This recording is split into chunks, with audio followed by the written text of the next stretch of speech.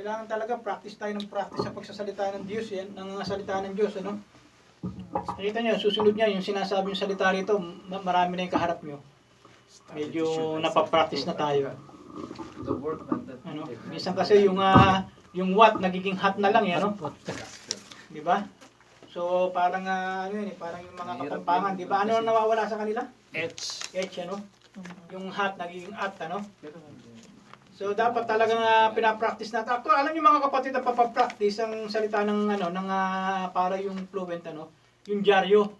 Basa ka ng basa sa dyaryo. Bulletin. Binabasa mo ng malakas ano. Tapos dahan-dahan lang malumanay Manila Bulletin. hanggang sa bandang huli ayos yung pananalita, tapos papakinggan mo yung pananalita mo ano. So maganda mga kapatid ano, yung ating topic sa ano, pero simple lang tong topic natin mga kapatid ano. Actually, nagiging ano na ako sa oras, ano, sa bawat kilos natin ay sa oras. Sapagkat dalangin ko na mapagsimba rin dito si Brother Meljan, ano, by February. Nakausap natin siya at kung naki-Richard yung sasakyan, sila na lang ang pupunta rito. No? Agahan nyo lang, ano. Baka naman na pagpunta nyo rito, talagang nag-ahabol na kayo sa oras. Ano? Dapat mas maaga, no, mga kapatid. Ano? Sapagkat ako, actually, kaya nga sabi ko sa inyo, ang transportation ministry, mas mahirap. Ako katulad kanina, gumising ako ng alas 3. Pinagluto ko si Obet, pinainit ko yung ano, pagkatapos, alas 4 pala. Tapos natulog ulit ako ng after 30 minutes. Gising na naman ako ng alas mga 5:50. May alarm ako. So dalawa yung alarm ko, ano, isang 4 o'clock, tsaka isang 5:50. Para pagdating ng ano, gising na ako. Dahil kung hindi, malilate din ako ng sundo, eh, no? So napakahalaga mga kapatid, ano, na tayo po ay maging ano po yan, maging observant sa ating oras. Sapagkat nais po natin na unti-unti, ano, kahit tayo ko konti mga kapatid, ma-train tayo, ano, na sa pagsasalita, sa pagtayo sa harapan mga kapatid, ano, basta isipin po natin, darating ang panahon, kita nyo, kayo na ang leader. Kahit pag-uwi nyo sa Pilipinas, mga kapatid, ay mahihilingan kayo na kayo mismo ang tatayo sa harapan. So mas maayos na dito pa lang nakapag-ano na tayo, no, practice o nakakapaghanda na tayo, no. So ito ang topic natin mga kapatid, ano? Yun, no? Keep your Keep your eyes. Ano ba yung nakita natin doon sa binasa natin kanina mga kapatid, ano? Yung sa ating verse na binasa, ano? And some of the Pharisees which were with him heard these words and said unto him, Are we blind also?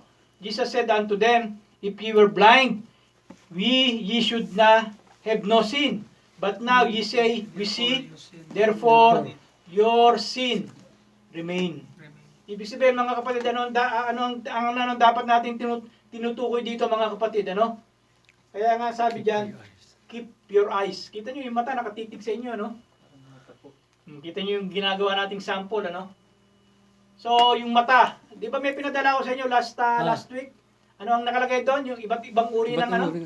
Iba't uri, mata. May matakaw, may matalino, may matanong, ano? So, yun, hindi nyo na yung message ko, doon ko rin ginuha. Keep your eyes. In English ko lang, ano?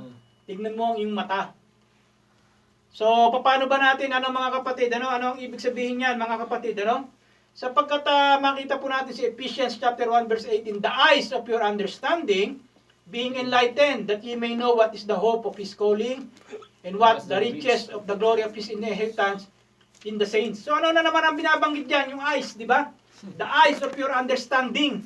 Ibig sabihin, meron tayong mata, mga kapatid, na nagbibigay ng pangunawa sa atin.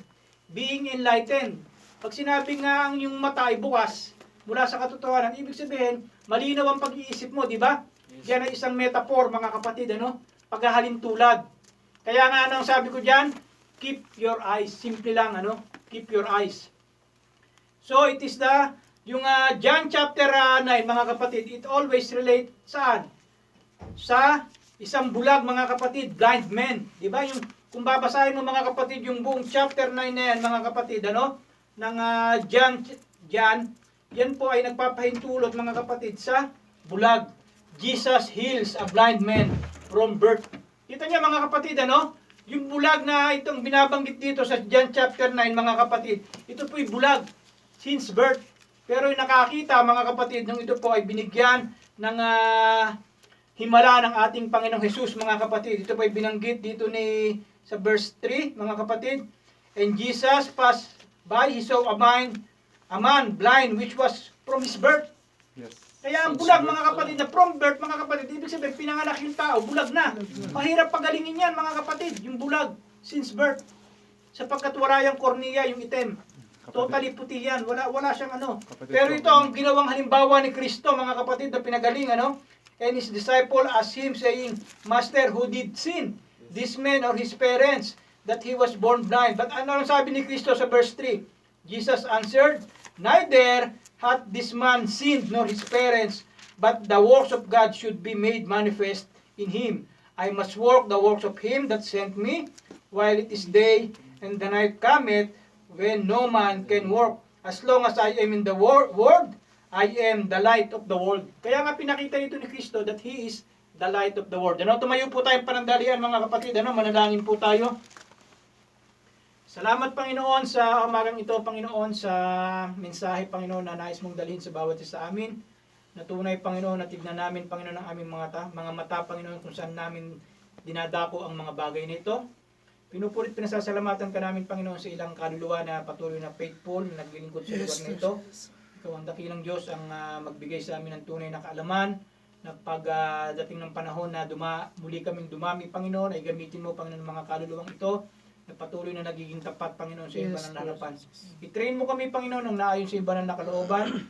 Ikaw magbigay sa amin ng katalinuhan, karunungan, at tunay na pagbabago sa bawat isa, sa aming mga pananalita at pagkilos, Panginoon. Salamat, Panginoon, sa kabutihan mo.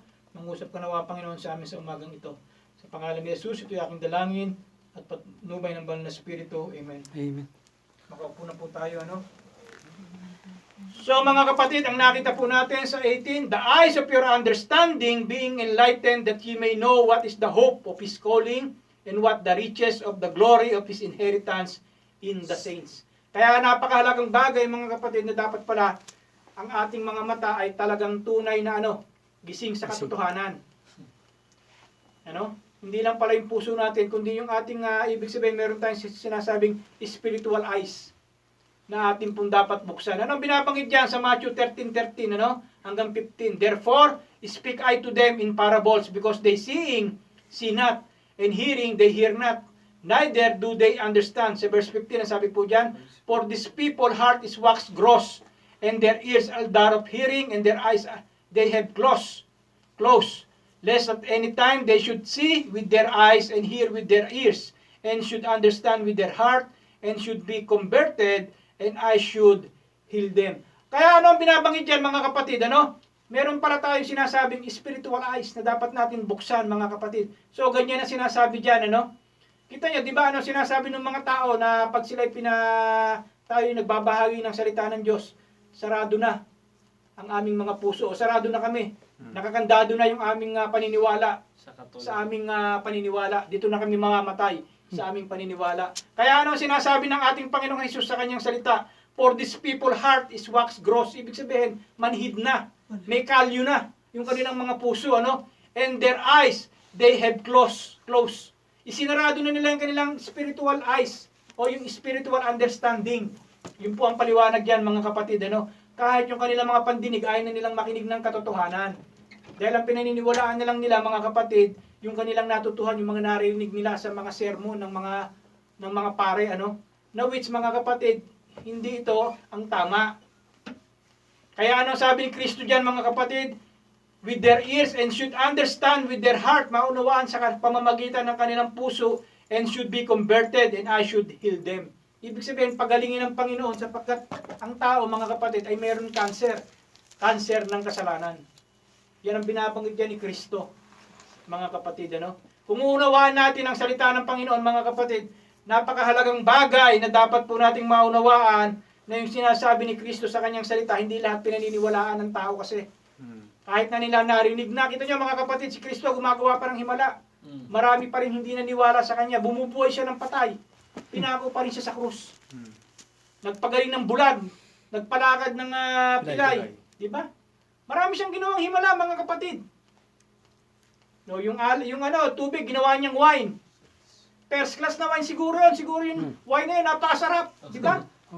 Eh tayo, yung ginagawa natin dito, Danya lang eh. Matapang pa. Galing pa ng garbage.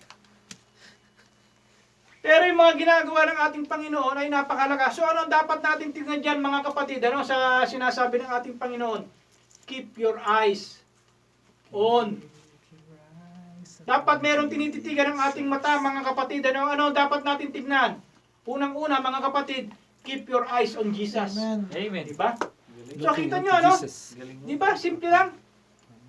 Very simple mga kapatid ang ating ginagawang sermon na lang para maunawaan natin. Kaya nga ang ginagawa ko habang ako nagsisermon, sinisimplify na lang natin. Kanta yan. Diba? Keep your eyes on Jesus. Yan ang unang-una.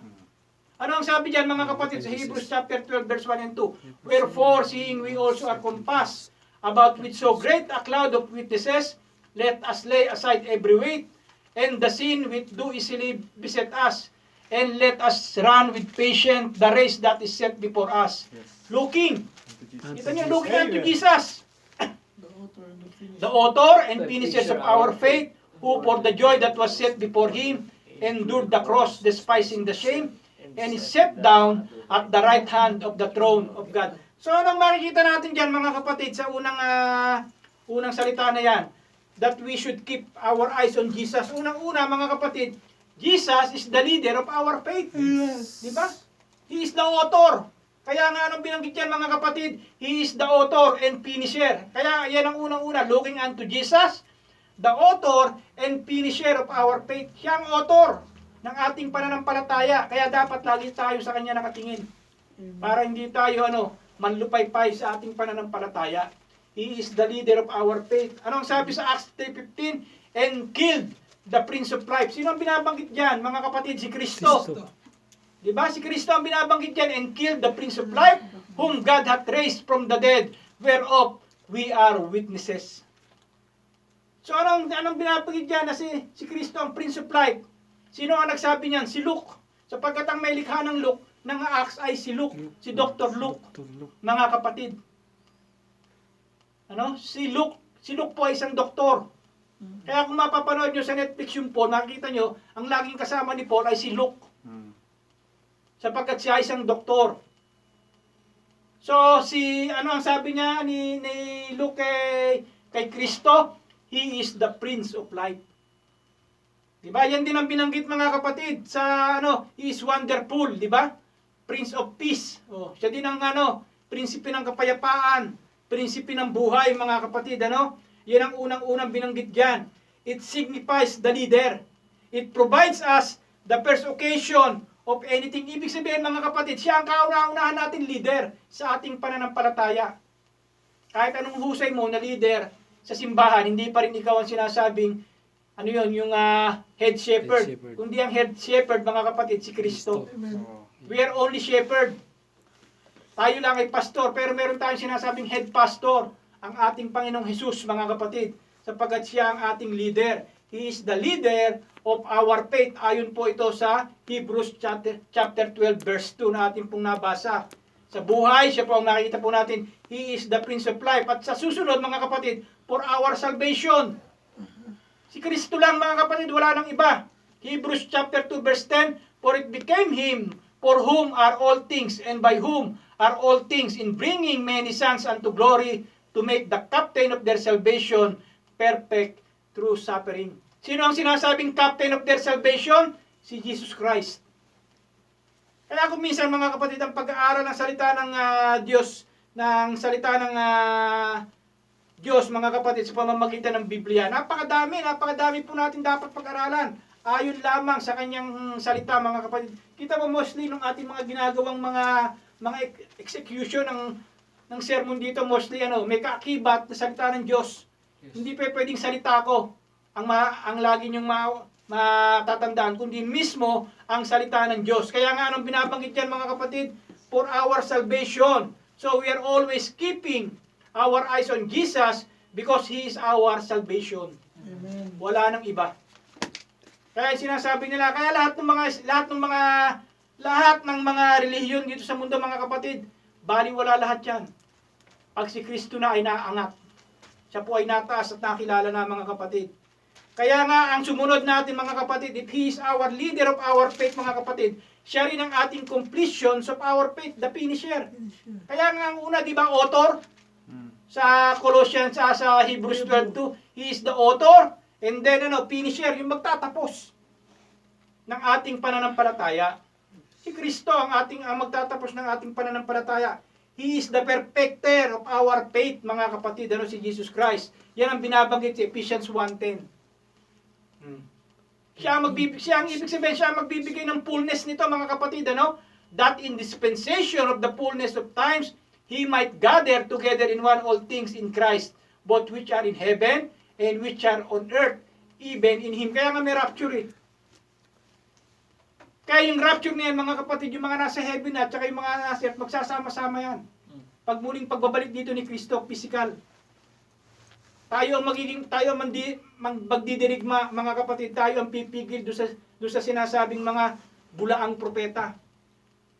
Tayo ang magiging kawan ni Kristo pagdating ng araw, mga kapatid, sapagkat siya ang magtatapos ng mga bulaang propetang yan, yung sinasabi nga tatayo dito. Kita niyo mga kapatid, nung si Biden ay iniluklok, nataas.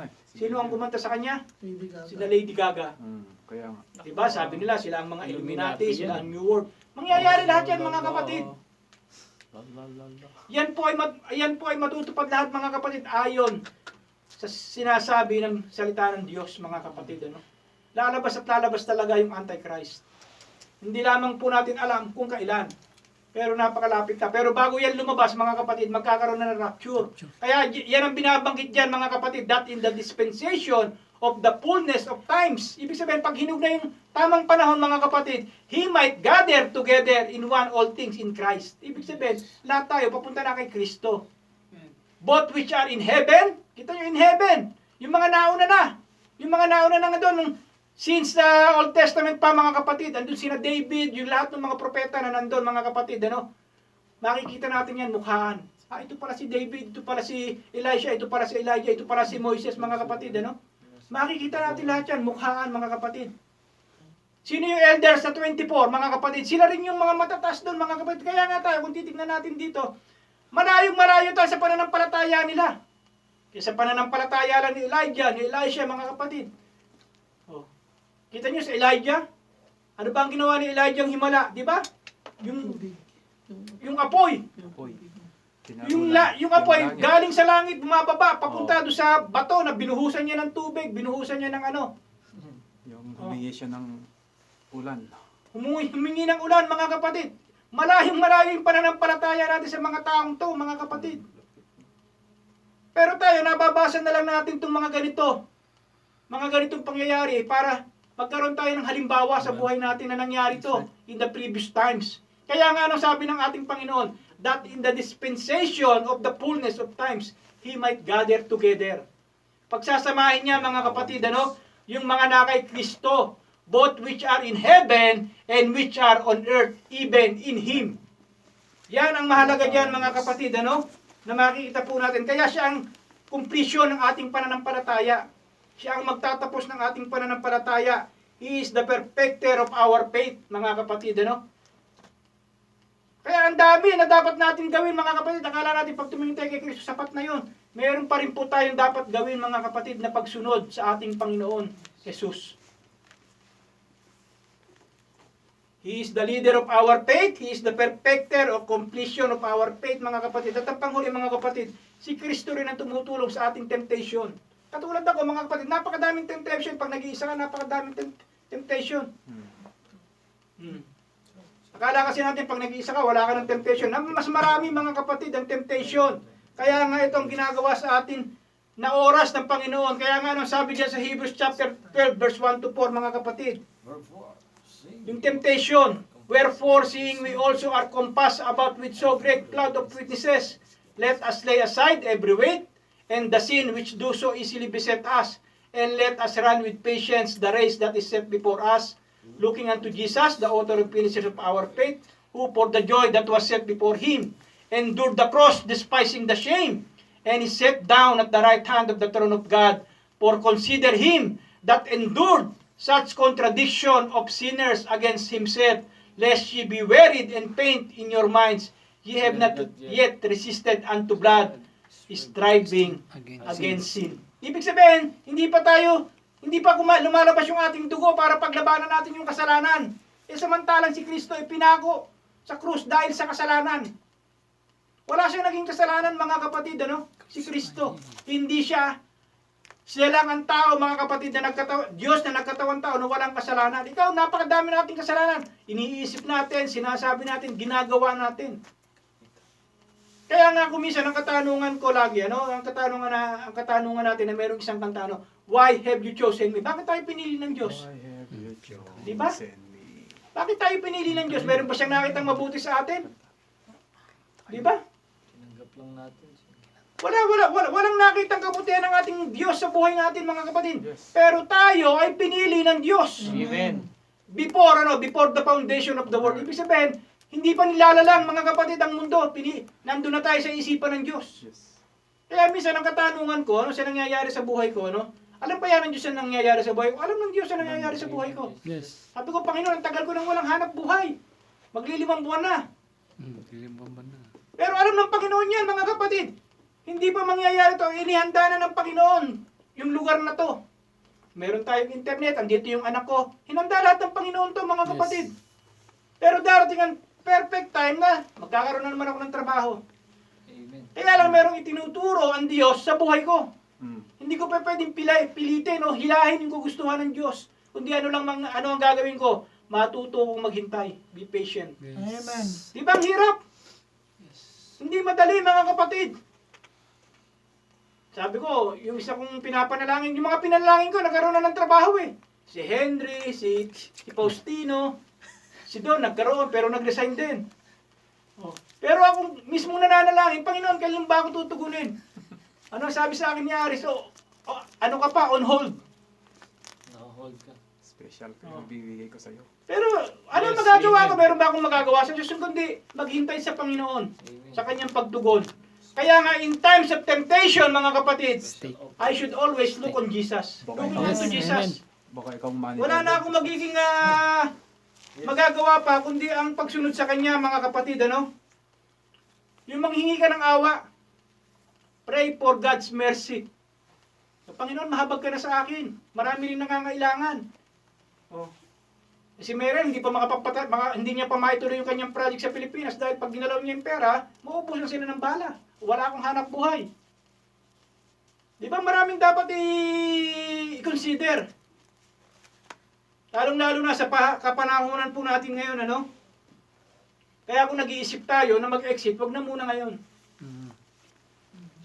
Mga kapatid, manalangin tayo, ipanalangin natin, tutugon na tutugon ng Panginoon. Kay Brother Jeff, doon sa nabalitaan ko, sabi ko, ang laki naman ng penalty. Panginoon, sabi ko, hindi namin kaya to. Oh, kahapon, nakausap natin si Pastor Noel. Patuloy pa rin natin ipanalangin. Di ba wala naman tayong magagawa, mga kapatid, kundi umasa lang saan? Sa habag at awa ng Diyos. Amen. Di ba? So ano ang pangalawa dyan, mga kapatid? Keep your eyes on Jesus. Keep your eyes on the cross.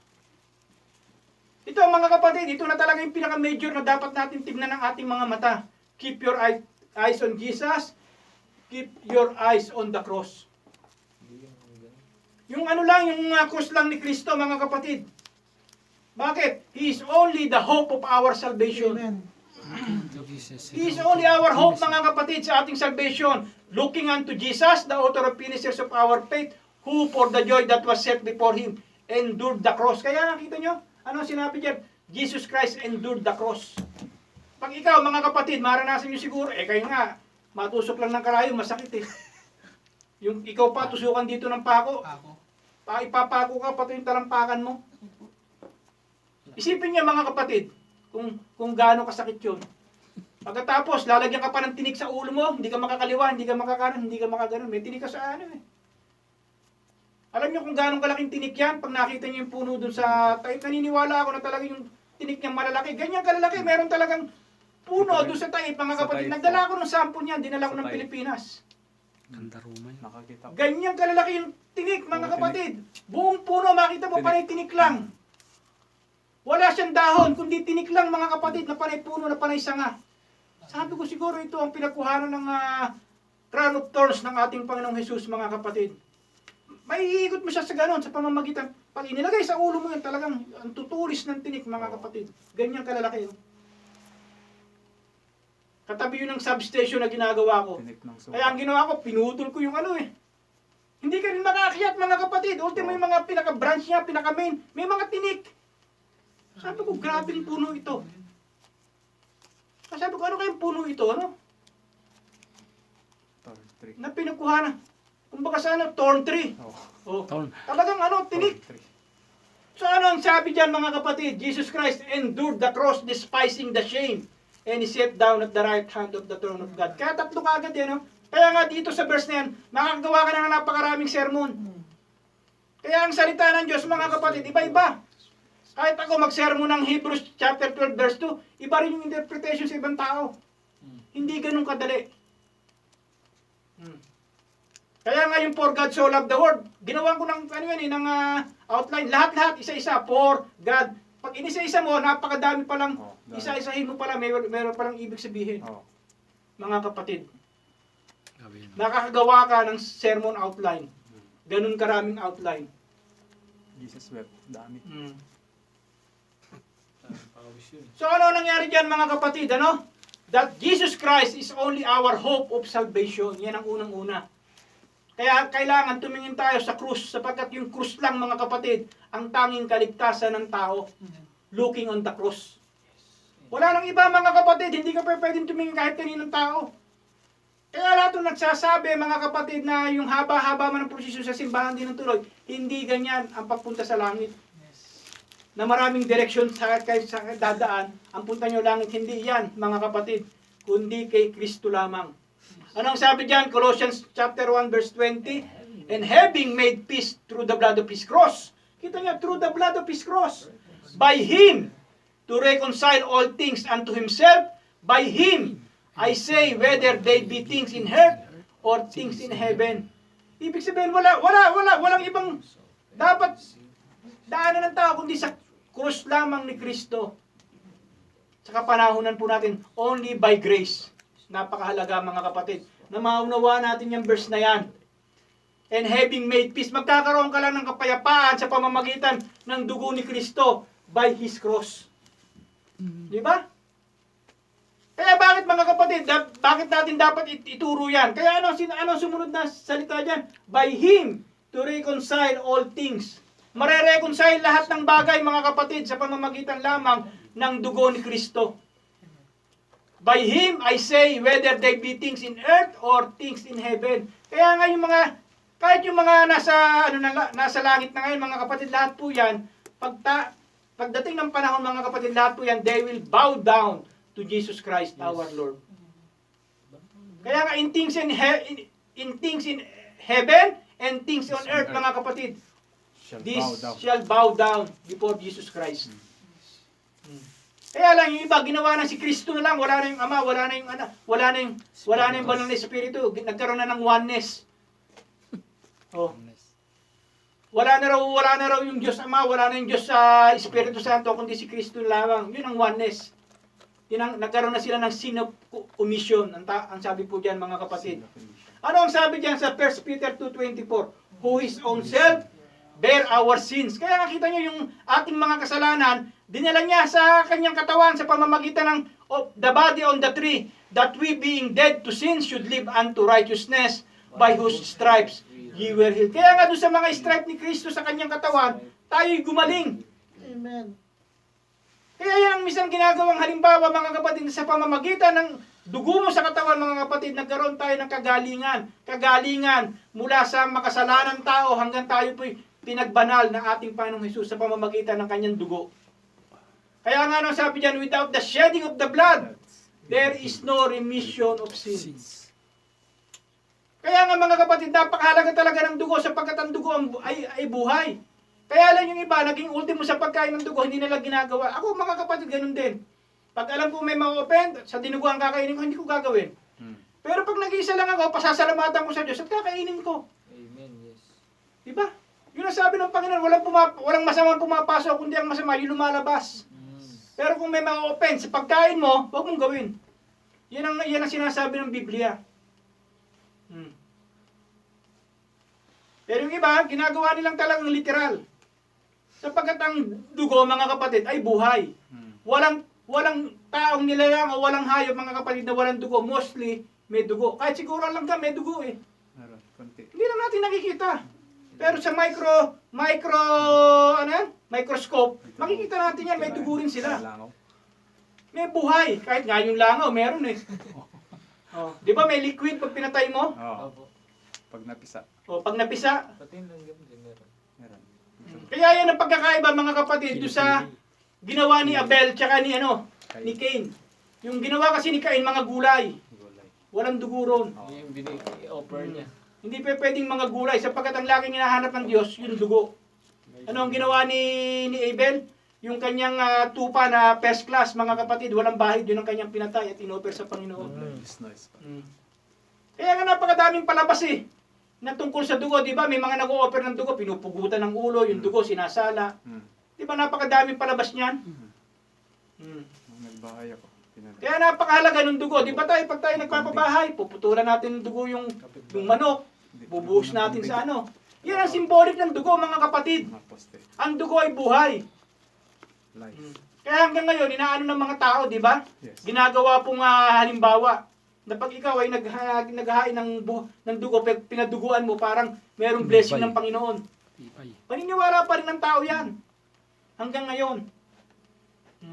Kaya nga ang sabi ng ating Panginoon, who his own self bear our sins in his own body on the tree, that we being dead to sin should live unto righteousness, by whose stripes we are healed.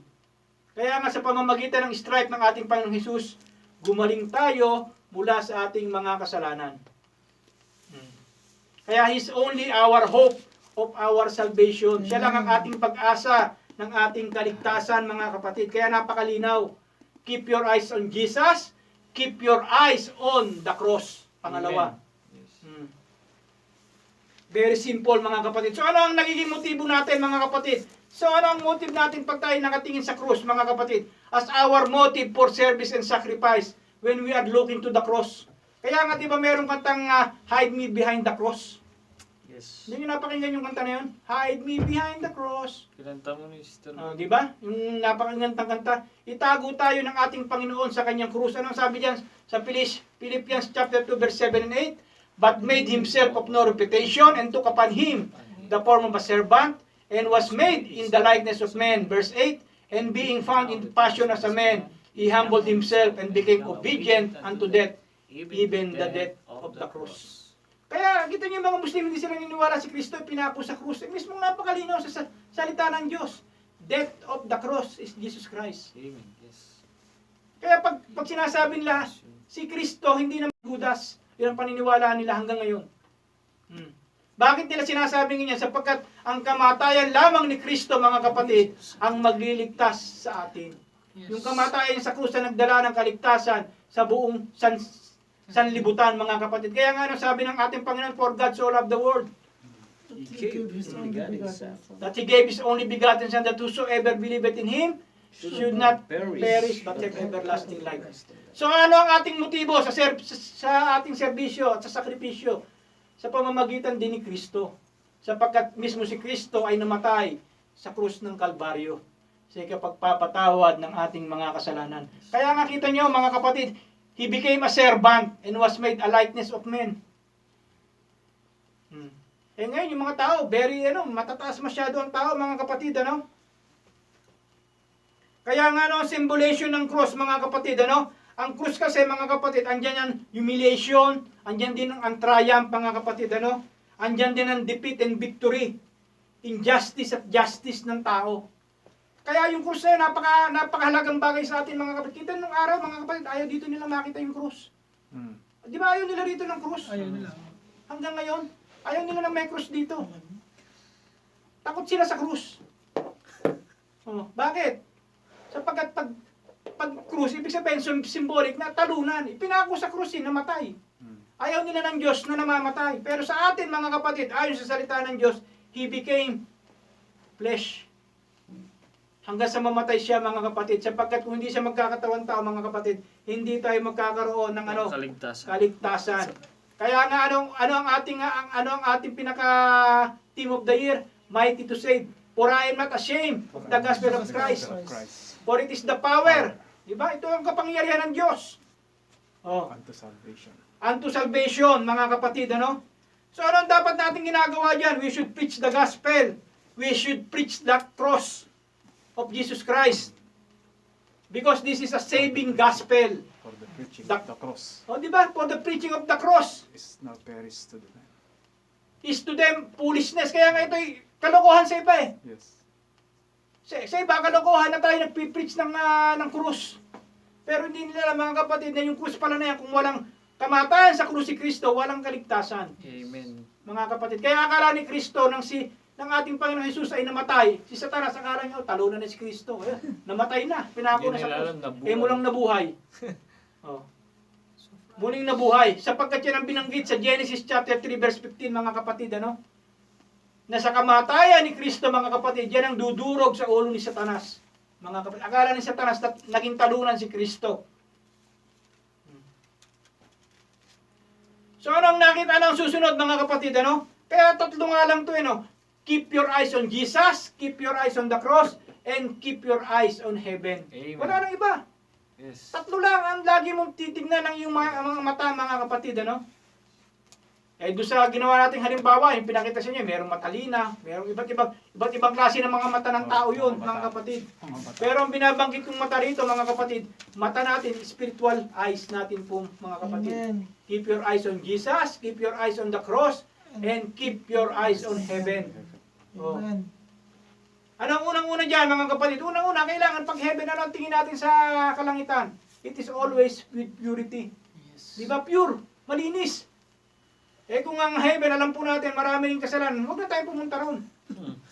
Kaya nga, no, sabi dyan, mga kapatid, ano, nevertheless, sa 2 Peter 3:13, nevertheless, we according to His promise, look for new heavens. Babaguhin ulit yung heavens na yan, mga kapatid.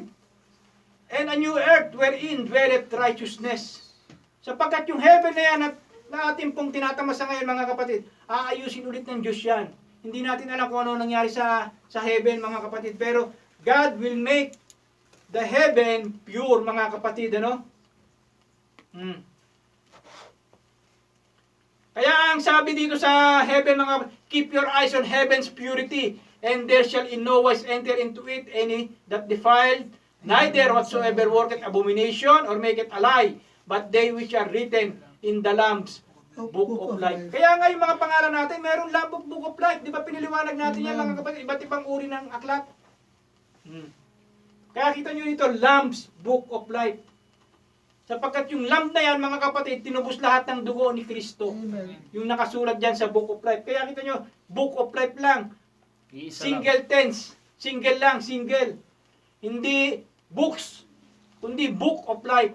Isang aklat lang yan, nandun ang nakasulat ang ating mga pangalan. Kaya nga yung mga tao, akala nila, kita nyo dito, ultimo yung pagsisinungaling nakalagay dito, hindi ka makakapasok. Work it abomination or a lie, but they are written in the Lamb's Book of Life. Kaya yung pangalan natin, nakasulat doon, mga kapatid, sa Lamb's Book of Life, doon nakalagay ang ating pangalan. Amen. Kaya tayo papuntang langit. May record ang ating Panginoon. Kaya ang lagi po natin sinasabi dyan, keep your eyes on heaven's purity, mga kapatid. Ano? That heaven is always pure. Walang kasalanan sa kalangitan. Aalisin din ng Diyos ang kasalanan dyan. Yung mga nagrebelde na mga anghel, wala dyan lahat, mga kapatid.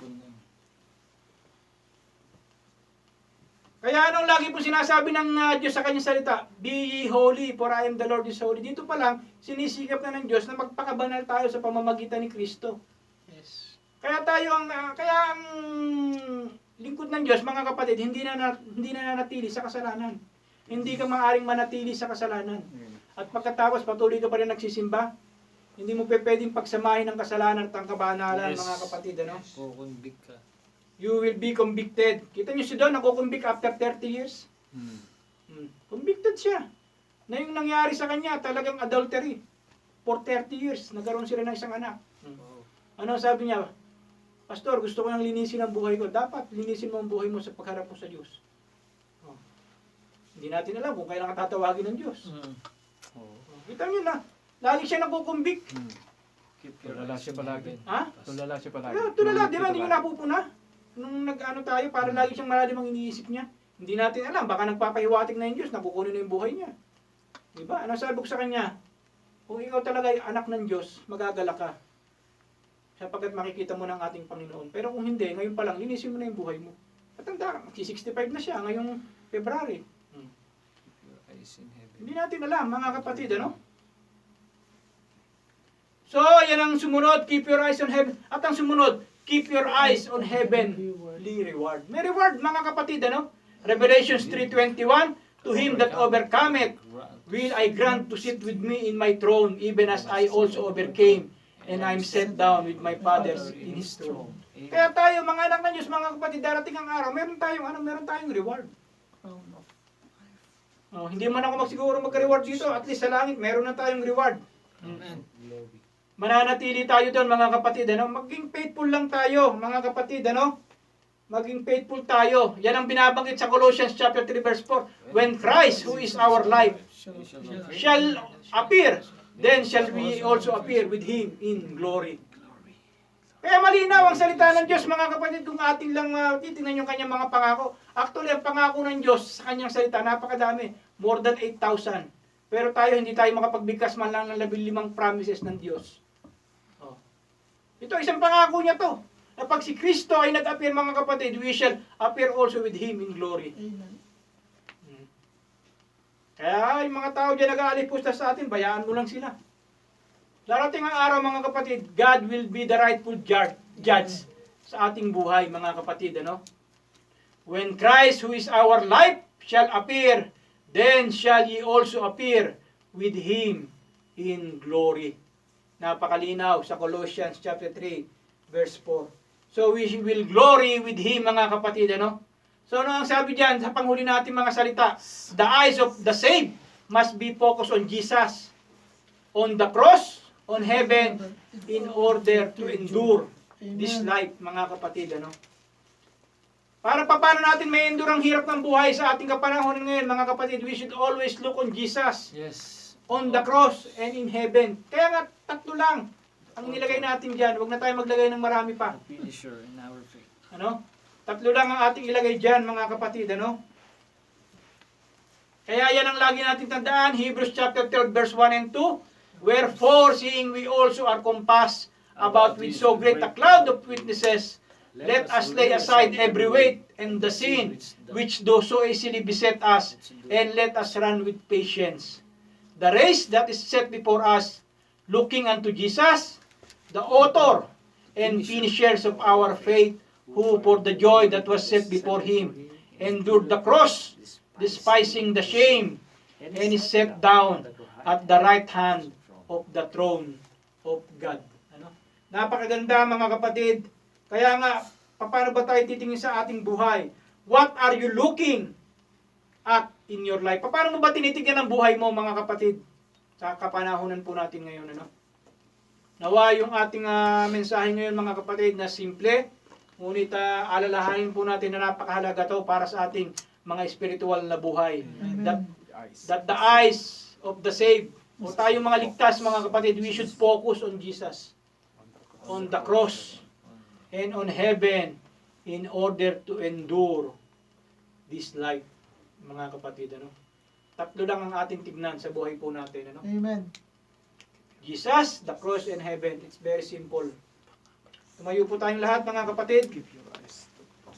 Salamat, Panginoon, sa sandaling ito, sapagkat tunay nga, Panginoon, na Ikaw ang dapat namin tignan sa aming kapanahonan ngayon, na punong-puno, Panginoon, ng kasalanan, punong-puno ng pag-iimbot, Panginoon, sa iyong banal na harapan, Panginoon. Ikaw ang tingnan namin, Panginoon, tingnan ka namin, Panginoon Jesus, ang pagkamatay mo sa krus, Panginoon, at ang aming mga reward, Panginoon, sa kalangitan. Salamat, Panginoon, sa kabutihan mo, manguna ka nawa at gumabay, Panginoon, sa amin sa araw na ito. Pangalan ni Jesus, ito'y aking dalangin, patnubay ng banal na Espiritu. Amen. Amen.